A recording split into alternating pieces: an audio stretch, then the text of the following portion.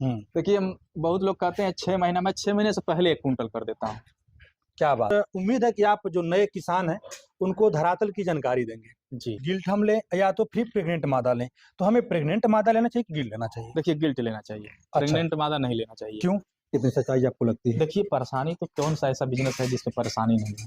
अच्छा। हाँ, बशर्ते शुगर में थोड़ा कम है हाँ। और बिज़नेस में ज़्यादा है। तो आप भी मानते हैं कि सूअर बेचने में परेशानी हो रही है? देखिए परेशानी हुई थी, थोड़ी-सी परेशानी हुई थी। परेशानी जो 5 साल पुराने फार्मर हैं, हाँ, वही 50% कमा पाएँगे, हाँ। नहीं तो अन्यथा 50% कोई नहीं करता है। जो भी यूट्यूबर अगर बोलता है चाहे जो भी यूट्यूब पे फार्मर बोलता है, जी, ये सब गलत बातें हैं। जी। दलाली इसमें चल रहा है, इस देखिए बात को मैंने स्वीकार मैं करिए। मैं स्वीकार नहीं कर रहा हूँ, मैं कह रहा हूँ कि दलाली चलता है। हुँ, मगर कुछ लोग ऐसे हैं, हुँ। बोलते हैं कि दलाली बंद कर देंगे। अच्छा। अच्छा ये बताइए किस बिज़नेस में दलाली नहीं होती है, वो मुझे कोई बता दे। हाँ, ये 20-25 लाख रुपए तो प्रॉफिट में है। प्रॉफिट है। टर्नओवर कितने का है?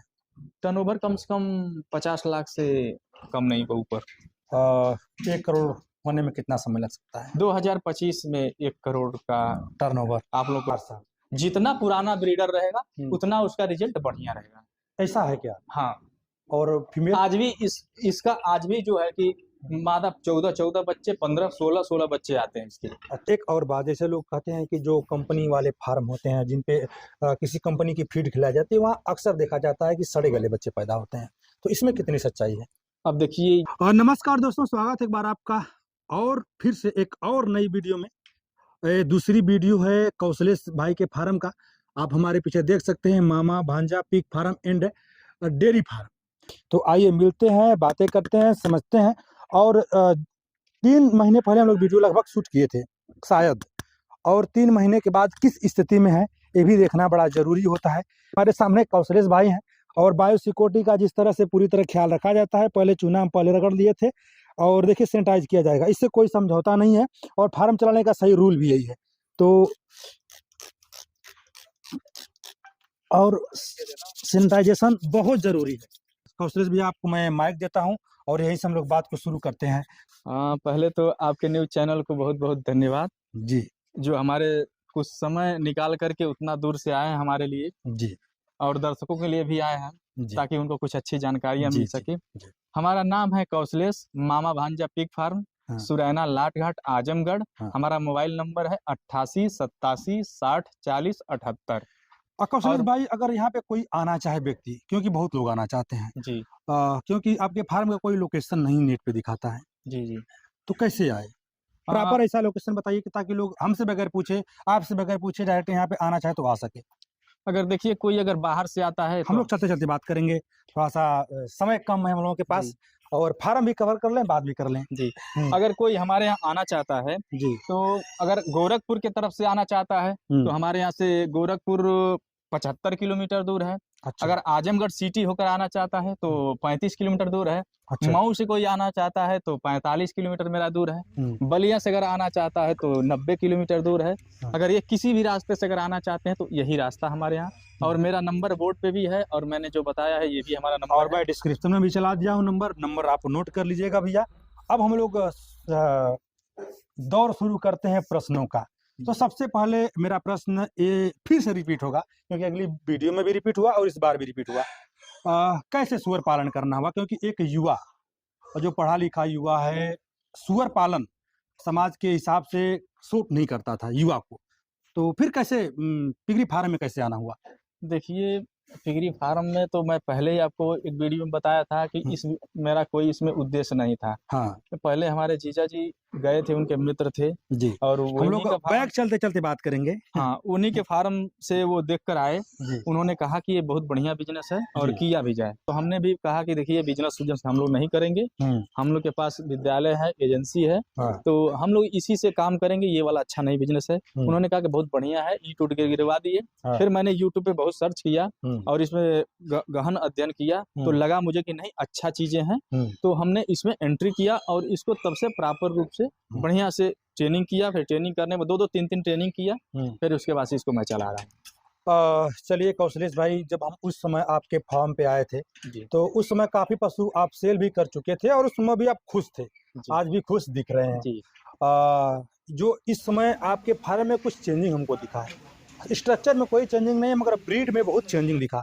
आप हैम्पशायर लाए हैं। जी ये जो हेम्पशायर है इसको यहाँ पे लाने का मकसद क्या था? देखिए, सारे फार्मर कहते थे हम्म। कि मेरे पास ये ब्रीड है, वो ब्रीड है। अच्छा।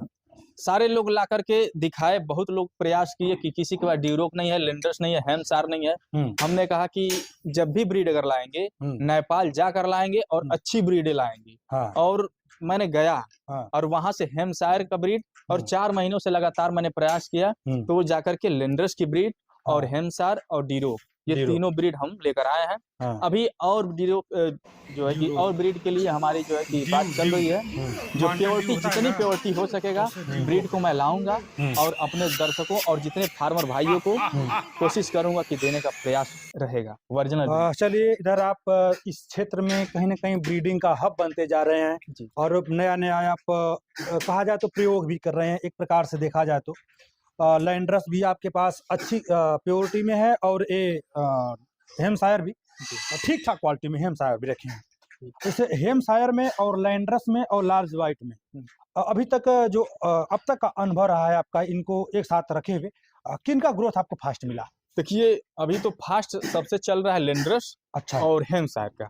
अच्छा, लार्ज वाइट को टेकअप कर गया? नहीं, हाँ, ग्रोथ में तो है, हाँ। तगड़ा है। अच्छा।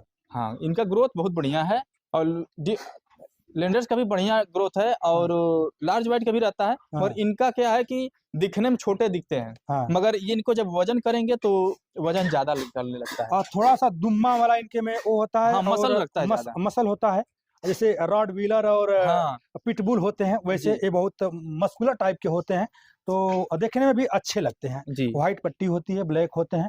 अच्छा, इनको आप ब्रीडिंग पर्पज से लाए हैं? जी, ब्रीडिंग पर्पस से लाए। हम ब्रीडिंग पे काम ही ज्यादा करते हैं। जो इनके फैट क्या बोलते हैं, नर होंगे, उसको क्या करेंगे आप? अभी तो मान के चलिए, जब नर बचेंगे हम्म। फार्मरों के देने के बाद जी। जो बचेंगे हम्म। वो खस्सी माल को मैं भेज दूंगा अच्छा, कटिंग में। कटिंग में। अच्छा, जैसे मैं आपसे ये पूछूं कि इस पूर्वांचल वाले इन्वायरमेंट में अगर कोई नया फार्मर हो, क्योंकि देखिए फार्मरों के पास पैसा है नहीं, फार्मर टूट चुका है बेचारा, जी। बेरोजगारी का एक ऐसा कहर चला कि शायद ही किसी के पास एक मोटी बजट होगी, जी तो जो फार्मर है कैसे शुरू करे, कितनी बजट से आए और कौन से ब्रीड से आए, कौन सी फीड से आए? देखिए, मैं तो यही कहूंगा कि नए लोगों के लिए कि लार्ज वाइट और लेंडर्स का ही ब्रीड लें, नए लोगों के लिए। जी। और कम बजट में अपना स्ट्रक्चर बनाएं, अच्छा। उसके बाद धीरे धीरे जो है कि बढ़ावें अच्छा। और उससे अपना इनकम कमा लें, तो फिर अच्छी ब्रीड है, जी। जो भी रखना चाहें वो रख सकते हैं। शुरुआत में शौक नहीं, शुरुआत में हाँ, हमको पैसा चाहिए बढ़िया। बिजनेस करें, धंधा करें। हाँ, धंधा और बढ़िया धंधा आप होना कैसे करेंगे? अच्छी ब्रीड पे काम करेंगे। अच्छी ब्रीड से अभिप्राय है कि वो ब्रीड पे काम करें जिसमें मुनाफा की संभावनाएं ज्यादा है। जी। जो आपकी ये क्या बोलते हैं, लैंड्रस, लैंड्रस की जो मादा है, अगर कोई फार्म शुरू करना चाहे तो कितना बॉडी वेट लेकर के शुरू करे और कितने पशुओं से शुरू करे, एक बिजनेस लेवल के मैं ऊपर बात करूं तो? देखिए, अगर एक व्यक्ति कोई अगर बिजनेस करना चाहता है, जी। वो करीब करीब 10 मादा और 1 नर से शुरू करे। अच्छा। अब मैं जिले के मतलब तमाम फार्मों पे गया और उन लोगों से एक प्रश्न किया, तो लोग कहते हैं, बढ़िया बढ़िया जो फार्मर हैं, उनका कहना होता है कि अगर आप नर और मादा के साथ अगर बच्चे जब तक नहीं लेंगे तब तक आप सफल नहीं होंगे, फेल हो जाएंगे।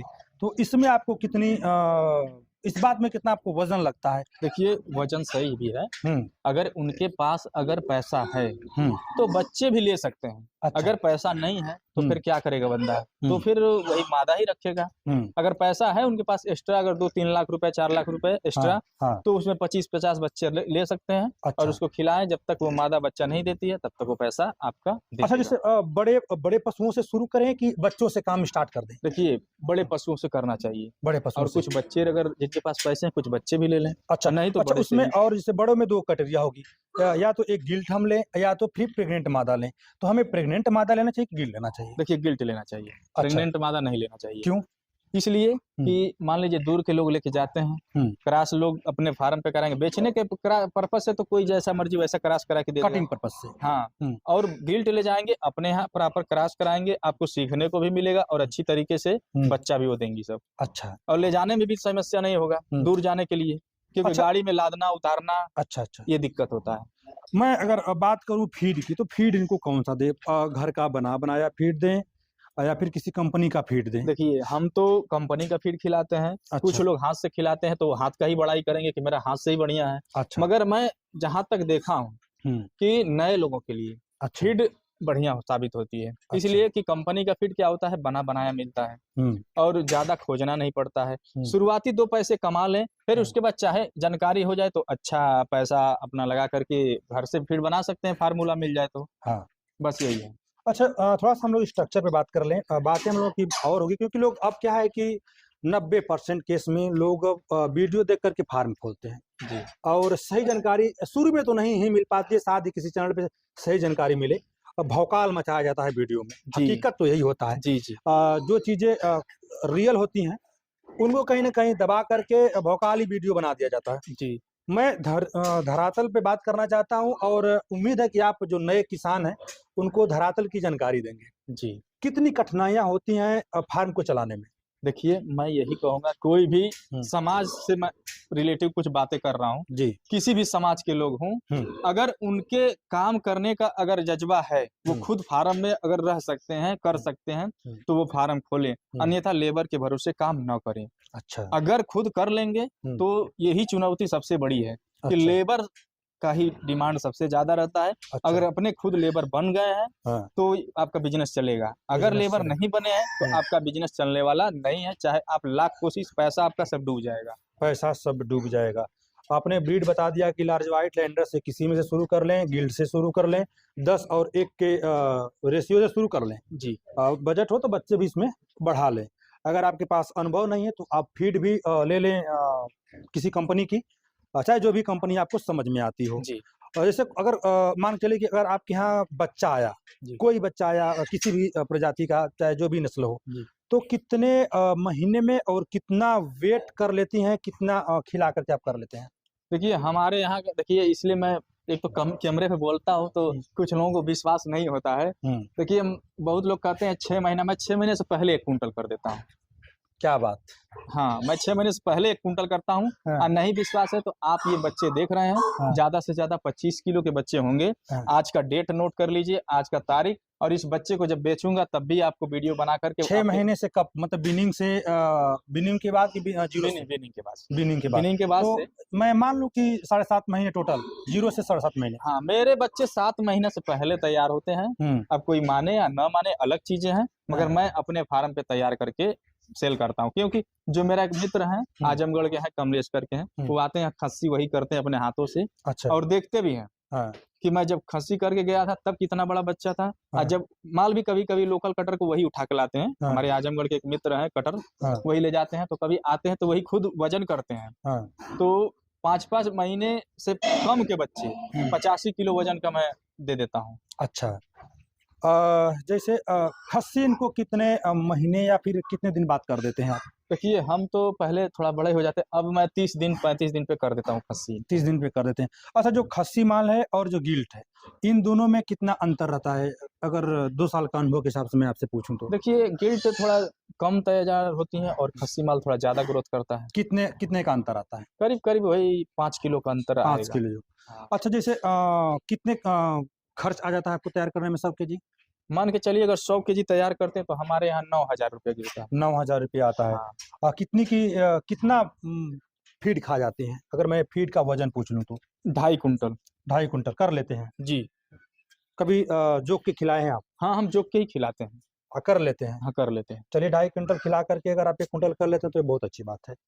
रॉयल ग्रीन की फीड खिलाते हैं? मैं रॉयल ग्रीन का ही फीड खिला, 2.5 सालों से वही पे करता हूँ। और आगे अगर मेरी कंपनी और मेरे हुड्डा सर जी का अगर हाथ रहेगा हमारे सर पे, तो हो सकता है आगे भी यही कंपनी चलती रहेगी। अच्छा। जब तक मैं चलाऊंगा इसको, इसी को चलाऊंगा। अच्छा, एक और बात, जैसे लोग कहते हैं कि जो कंपनी वाले फार्म होते हैं जिन पे किसी कंपनी की फीड खिलाई जाती है, वहाँ अक्सर देखा जाता है कि सड़े गले बच्चे पैदा होते हैं, तो इसमें कितनी सच्चाई है? अब देखिए, ये कंपनी ऐसा तो कुछ बात नहीं है, कहीं कहीं ऐसा हो जाता है तो अलग चीज है। हमारे यहाँ तो ऐसा कभी नहीं आया। आपके यहाँ 2.5 सालों में तो नहीं आया। हाँ, अब आपस में जैसे एक रूम में 4-5 मादा है, अब इसमें मान लीजिए कोई लड़ गई, मेरे पास रूम का अभाव है, 5 मादा एक ही में, ये लड़ गई, बच्चा गड़बड़ हो गया, तो वो अलग चीज। ये जो मादा है इनका बॉडी वेट क्या होगा? ये 2 कुंटल से प्लस में। 2 कुंटल से प्लस में है। हाँ। जैसे एक बयान से दूसरे बयान में कभी अनुमान लगाए हैं कि लोग कितना खा जाते हैं? हाँ, जैसे ये इनको जैसे ब्रीडिंग स्टॉक के लिए मैं 1.5 किलो सुबह, 1.5 किलो शाम देता हूँ। अच्छा। मगर मैं इससे भी अभी इस समय कम कर दिया हूँ, 1300 ग्राम कर दिया हूँ। अच्छा। क्योंकि फीड थोड़ा कम रहता है तो बच्चे अच्छे आते हैं। अच्छा, मतलब इनके जितना फैट इनके बॉडी में कम होगा, हाँ, बच्चे की लीटर संख्या भी ज्यादा होगी, बढ़िया बच्चे भी ज्यादा होंगे। अच्छे आते हैं। अच्छा, क्रीपर रूम आपके फार्म में कहीं नहीं दिखा, ऐसा क्यों? मैं क्रीपर रूम नहीं बनाता हूँ, हमारा बच्चा उसी तरह बच जाते हैं अच्छा, और मैं फार्म में रहता हूँ तो बचा लेता हूँ। आप मेरे फार्म यहाँ जब भी मैं फार्म में समय देता हूँ जी तो 9-10 का रेशियो 11 का रेशियो लेता हूँ। अगर अ, मैं थोड़ा भी लापरवाह होता हूँ लेबर के भरोसे हाँ। तो 9 पे चला जाता है, 8 पे चला जाता है। अच्छा, जैसे मैं पूछूं कि आइडियल फार्म चलाने के लिए बिजनेस एक कमर्शियल लेवल पे और सही तरीके से फार्म संचालित हो, तो कितना एवरेज आना चाहिए? एवरेज क्या होना चाहिए? करीब करीब 8 का आना चाहिए। 8 से कम हो तो फिर फार्म घाटे में रहेगा। घाटे में तो नहीं जाएगा, अच्छा, मगर ये 8 से कम रहेगा तो हम्म, समस्या होगी। समस्या होगी। समस्या का मतलब हमें जो चीजें चाहिए वो चीजें प्रॉपर मिल नहीं पाएगी। प्रॉपर मिल नहीं तो पाएगी। इसलिए 8 बच्चे का कम से कम रेशियो बना है हम्म। और उससे कम से कम बढ़िया होता है। अच्छा, इधर आप ये सब क्या है, नर हैं?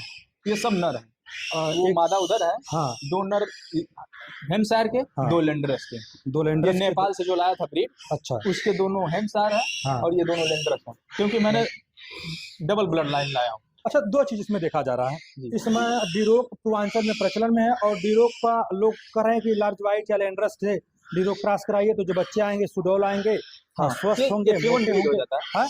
वो ये F1 ब्रीड हो जाता है, अच्छा, तो बढ़िया उससे ग्रोथ बढ़िया है। अच्छा, इसमें ग्रोथ अच्छा आता है। जी। थोड़ा सा हम लोग इधर देखेंगे, मादा मादा बच्चा दी है और इसमें आप हीटर लगाए हुए हैं। ये अभी जल्दी का बच्चा दी है, 10 बच्चे हैं, आप गिनती कर सकते हैं। हाँ, तो देख रहे हैं। मान लीजिए इतने बच्चे हैं और ये गर्मी नहीं मिलेगा, हाँ। ठंड लग जाएगा, बच्चे मर जाएंगे, तो इसलिए मैंने हीटर को लगा दिया। तो ये अगर क्रीपर रूम होता तो हीटर और अच्छा काम करता। हाँ करता है, मगर मैंने बनाया नहीं है, इसमें भी काम चल जाता है हमारा। अच्छा, अब काम मगर उसको भी मुझे लगा थोड़ा मोड़ा कमी है, उसको पूरा करूंगा अपने अच्छा। स्तर से इसको।